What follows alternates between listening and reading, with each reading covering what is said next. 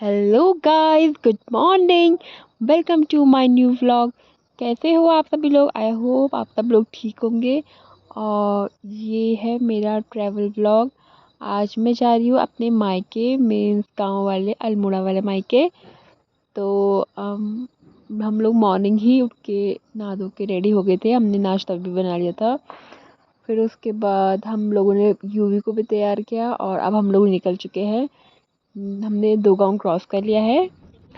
तो इस ट्रैवल में हम लोग, मैं, मेरी देवरानी, युवराज और मेरे हस्बैंड, हम 4 लोग साथ जा रहे हैं। हम लोग बहुत जल्दी उठ गए थे, 4:30 पौने 5 बजे, और हमने उसी समय नहा लिया था। तो हम लोग बाल सुलझा नहीं पाए क्योंकि अपने बाल बांध दिए थे, गीले बाल थे हमारे।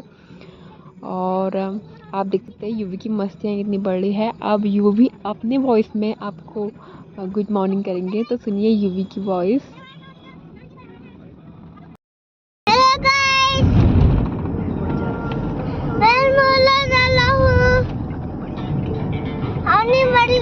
की घर आपको दिखाता हूँ। क्या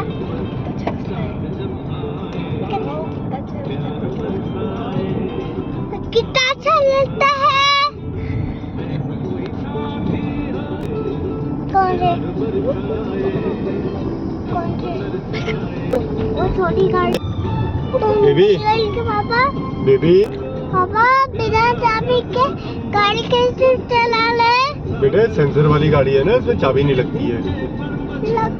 नहीं लगती है बेटा। चाबी को ना ऐसी उसके गाड़ी के बगल में रख करके ना गाड़ी स्टार्ट हो जाती है। चलाएगा?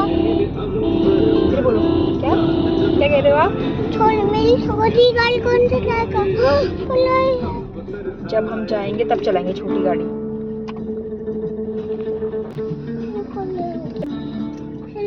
हम, मैं, पापा चले, बड़ी मम्मी और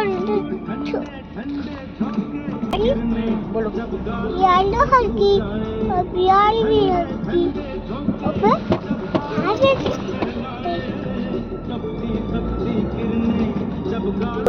हम कहाँ पहुँच गए?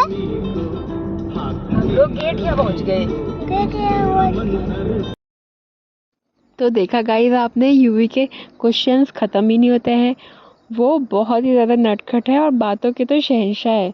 मीन्स उनको हर चीज़ जाननी होती है, हम क्या कर रहे, क्यों कर रहे।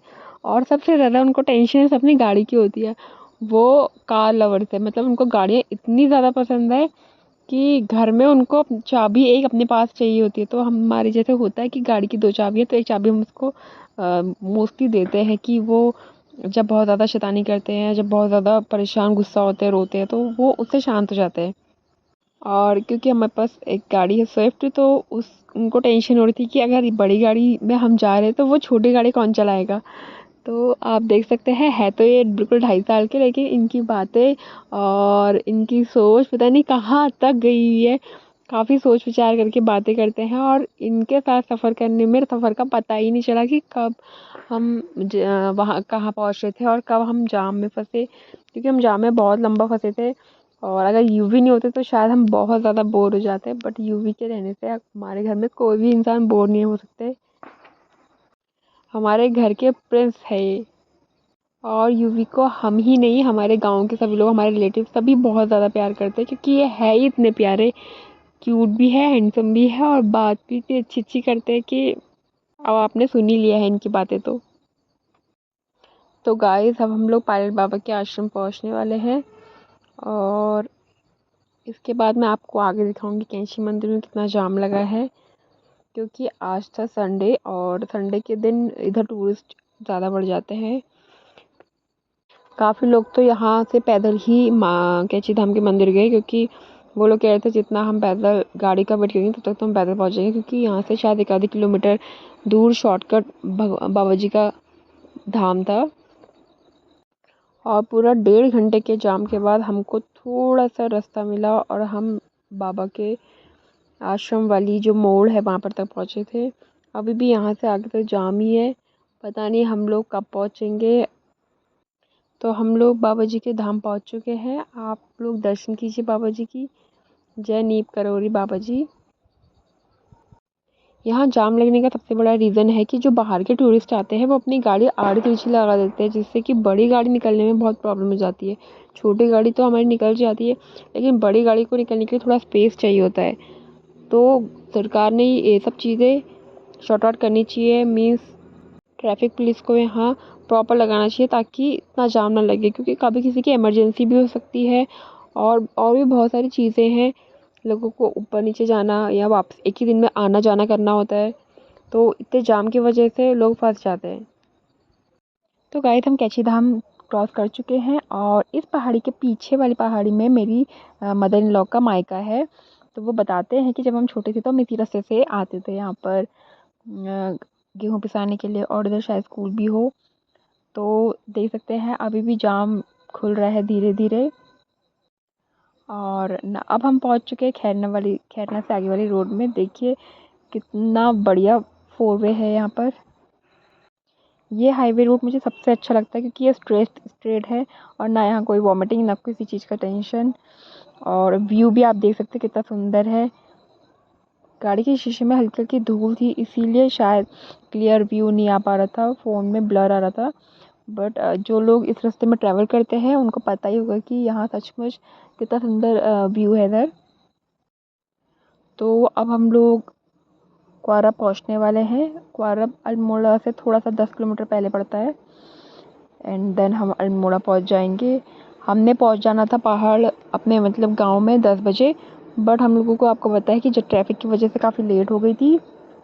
और आज हम स्पेशली जा रहे हैं निमंत्रण के लिए भी और माता रानी के मंदिर भी। हमने सोचा क्योंकि नवरात्रि चल रही है तो माँ के मंदिर में भी दर्शन कर लेते हैं। और मेरे दादा की बेटी भी है और एक और दादा की नातनी भी है। तो दा ने मुझे इनविटेशन दिया था अपनी नातनी के नामकरण पे, तो मैंने सोचा क्यों ना वहाँ भी चले जाऊँ, वहाँ टीका भी दे आऊँ और अपनी दा के बेटी से भी मिलाऊँ। और उसके बाद मैं सोच रही थी कि अपनी देवरानी को भी अपना पहाड़ घुमा दूँ, क्योंकि उनका काफ़ी टाइम से मन था अल्मोड़ा घूमने का। वो अल्मोड़ा से आगे गए ही नहीं थे, इसीलिए मैं आज उनके लिए उनको लेके आई। तो गाइस जैसे कि आप देख रहे हैं अल्मोड़ा हम पहुँच चुके हैं और अब यहाँ से शायद आधा घंटा लगता है हम लोगों को अपने दादाजी के घर पहुँचने में। तो आधे घंटे बाद हम मिलेंगे आपको ग्वालाकोट। वहाँ की जगह का नाम है ग्वालाकोट। सो फाइनली गाइस हम लोग अपने दादाजी के घर पहुँच चुके हैं और मैं अपनी देवरानी को हमारे यहाँ के खेत दिखा रही थी और कहाँ कहाँ हम लोग, मैं तो नहीं मतलब जो हमारे घर वाले हैं वो जाते हैं जंगल किस रास्ते से और किधर मंदिर है, कहाँ हमारा घर है, ये सब मैं अपनी देवरानी को बताई जा रही थी। तो अब हम लोग का घर भी आ ही गया है इस मोड़ के बाद। आपको पता ही है यहाँ से लगते ही हमारे चाचू लोगों का मकान स्टार्ट हो जाता है। तो अब हम लोग मंदिर भी पहुँच चुके हैं। सबसे पहले हम गुलजी भगवान जी के मंदिर जाएंगे हाथ जोड़ने। ये है हमारे गांव के गोलजी देवता का मंदिर। जय हो गोलजी भगवान जी। और इसके बगल में आपको मैं दिखाऊंगी जो टेंट लगा है, यहाँ रामलीला होती है। यहाँ की रामलीला 78 साल बाद वापस स्टार्ट हुई है। मीन 78 साल तक बीच में यहाँ रामलीला नहीं हुई थी और 78 साल के बाद यहाँ अब इससे पहले बार से रामलीला स्टार्ट होने लगी है। तो गाइस गोलजी भगवान जी के दर्शन करने के बाद हम लोग आए माता रानी के मंदिर में। आज यहाँ पर पाठ पढ़ाए जा रहे हैं, हमारे ताऊ जी लोगों की पूजा है इधर। हमने माता रानी को हाथ जोड़ा और यहाँ हमारे पंडित जी भी आए थे, तो हमने सोचा एक पाठ भी पढ़ा लेते हैं जब वहाँ से इतनी दूर आए हैं, क्योंकि इतने पावन दिनों में हम माँ के दर्शन करने आए हैं और हमारी सौभाग्य है कि हमको आज पंडित जी भी मिल गए। फिर उसके बाद मैंने माता रानी के मंदिर में दिया जलाया और मेरे हस्बैंड ने भैरव देवता के मंदिर में दिया जलाया, क्योंकि हमारे यहाँ कहते हैं कि भैरव देवता के मंदिर में औरतें नहीं लगती हैं। तो पूजा पाठ करने के बाद हम लोग धुनी के पास गए, धुनी में भी उन्होंने दिया धूप बत्ती करा एंड देन उसके बाद हम लोग पंडित जी के पास बैठ गए थे। हम दूसरे पंडित जी से भी कथा सुन रहे थे और हमारे पंडित जी जो पाठ पढ़ रहे थे हम वो भी सुन रहे थे।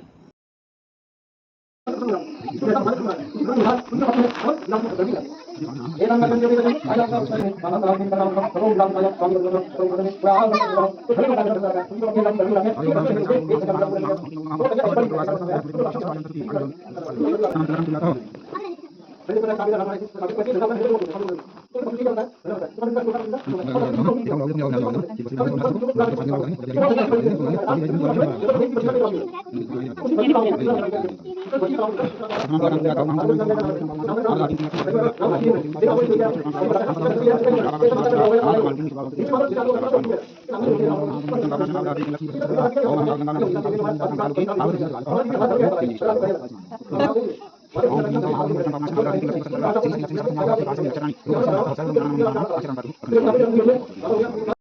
गाइस पूजा करते करते हमको 4 बज गए थे और उसके बाद मैं अपनी ताई जी के वहाँ और जो मैं कहती दादा की नातनी है वहाँ भी गई।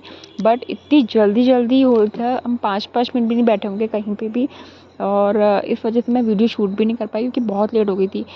4 तो हमको मंदिर में बज गए थे, फिर प्रसाद देते हुए और सबसे मिलने में 5:30 हो गए थे। हम लोगों को पता ही नहीं चला कब टाइम बीत गया, और अब फिर हमको हल्द्वानी भी वापस आना था, इसीलिए मैं किसी के घर भी 5 मिनट से ऊपर नहीं बैठी। और अब हम लोग आ गए हैं, अब हम लोग अल्मोड़ा पहुंच जाएंगे थोड़ी ही देर में। देखिए आप, अंधेरा होने लग गया है। आज के टाइम शेड्यूल को देख के तो मुझे ऐसा लग रहा है कि अगर मैं नेक्स्ट टाइम अब कभी जाऊँ तो हम लोग अर्ली मॉर्निंग ही निकल जाए यहाँ से, ताकि जब हम घर जाएं तो थोड़ा बैठे और मैं आपको अपने घर का होम टूर करवाऊँ। बहुत सुंदर लोकेशन पे मेरा घर पहाड़ है। तो ये हमने अल्मोड़ा क्रॉस कर लिया है और हम बहुत तेज़ी से जा रहे हैं ताकि हम टाइम से पहुंच जाए, क्योंकि बच्चे के साथ नाइट में ट्रैवलिंग सेफ़ नहीं होती। अभी हम बाबा जी के धाम भी पहुंच चुके हैं और थोड़ी ही देर में अब हम लोग घर भी पहुंच जाएंगे। हमारे घर पहुंचने तक मम्मी ने और भैया ने मिलके खाना बना दिया था, तो हम लोग बहुत थके हुए थे, हमने खाया और उसके बाद फिर हम लोग आराम करने चले गए थे। तो कैसा लगा आपको मेरा व्लॉग, प्लीज़ कमेंट करिएगा और मिलती हूँ मैं आपको नेक्स्ट व्लॉग में। तब तक के बाय, टेक केयर।